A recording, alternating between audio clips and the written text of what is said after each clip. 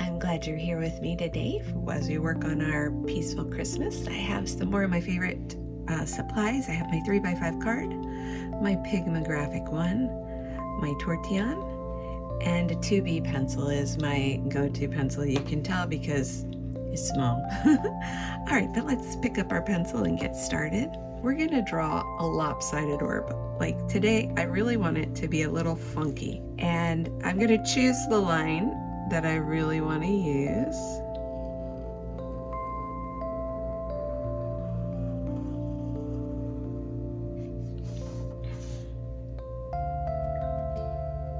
I am going to divide my ornament up with a grid structure.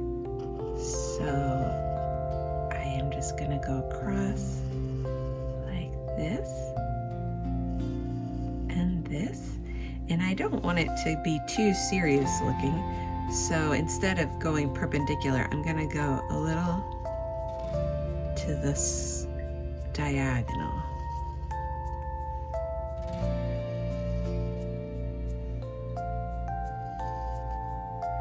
There you have it. And again, they don't have to be perfect. They don't all have to be the same size. We just want to get them in there. So I want a bunch of triangles. I'm gonna draw through like that, like this,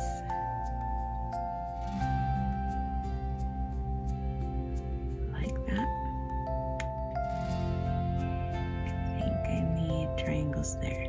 Okay, now we have a triangle in each one of these. This is gonna be so fun and peaceful. You're gonna love it. We're going to put a dot in the center of our triangle, and then we're going to connect it from each corner. We'll go to the next one, put a dot in and connect it.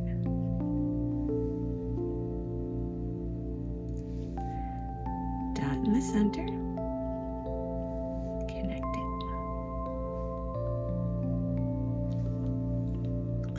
Dot in the center, connect. I even really like wavy lines when I'm working on this one, because otherwise it can look very mechanical. So don't panic if you get some wavy lines. It's really easy to make those grid lines nice and straight. It's okay if these are not as straight.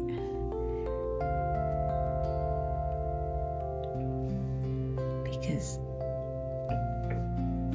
I know you're sick of me saying it. It adds interest. Some of you, I hear you. I'm not interesting, I'm boring. I'm a straight line. No, you're not.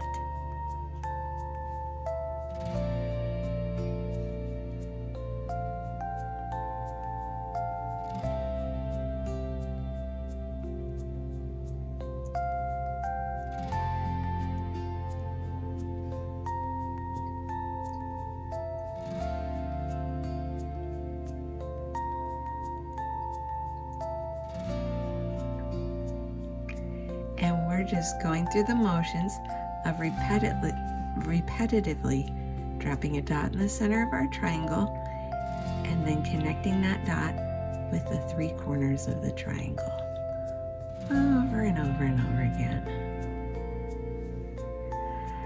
And now I get to decide if I want to do these ones that are on the edge, and I do.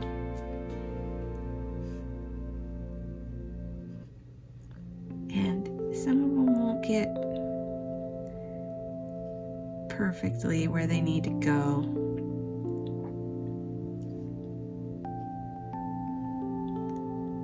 Some of them will.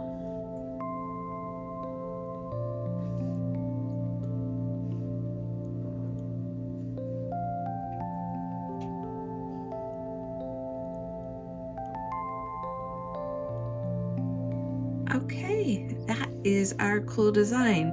Star shapes in here. I would like to just shade one side of these to help emphasize what is happening in our pattern.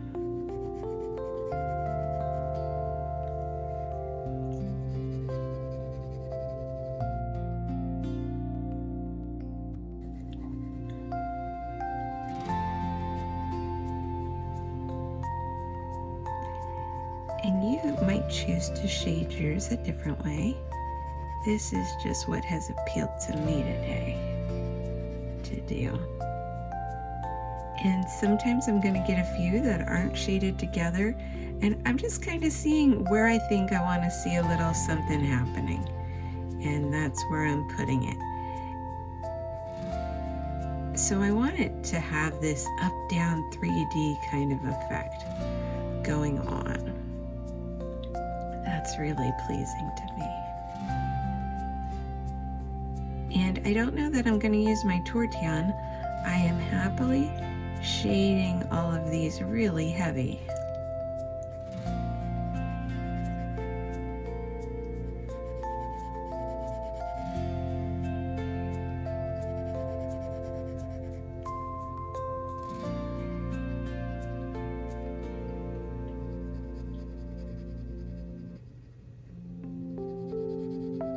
And I'm okay that sometimes I have two shaded ones next to each other, and sometimes I don't have any shaded.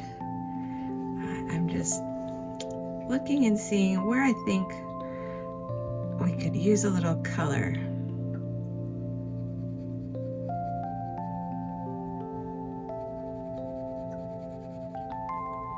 This reminds me of those old-fashioned ornaments that my grandmother had.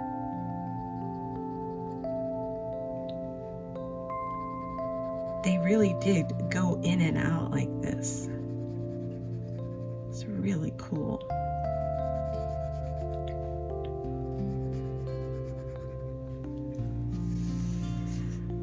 I think that's really neat. Are you happy with yours? How did yours come out?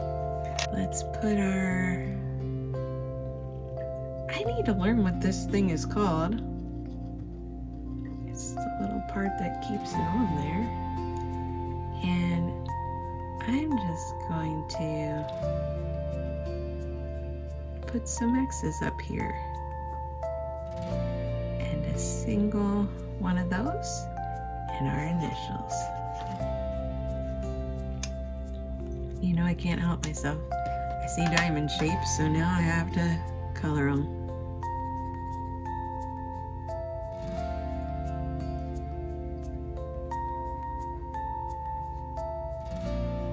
There they are. And what else do I have to do? Yep, sit it down. Sit it down somewhere. There it is. And one of the funny things, so in Zentangle, you notice we don't use erasers, and I don't miss the eraser. And I am actually not bothered by these lines because I'm a big Disney animation fan, and you'll see their lines that they used. But if you want, you can erase those. But there we have it. I hope you enjoyed that. I'll see you again tomorrow to draw some more.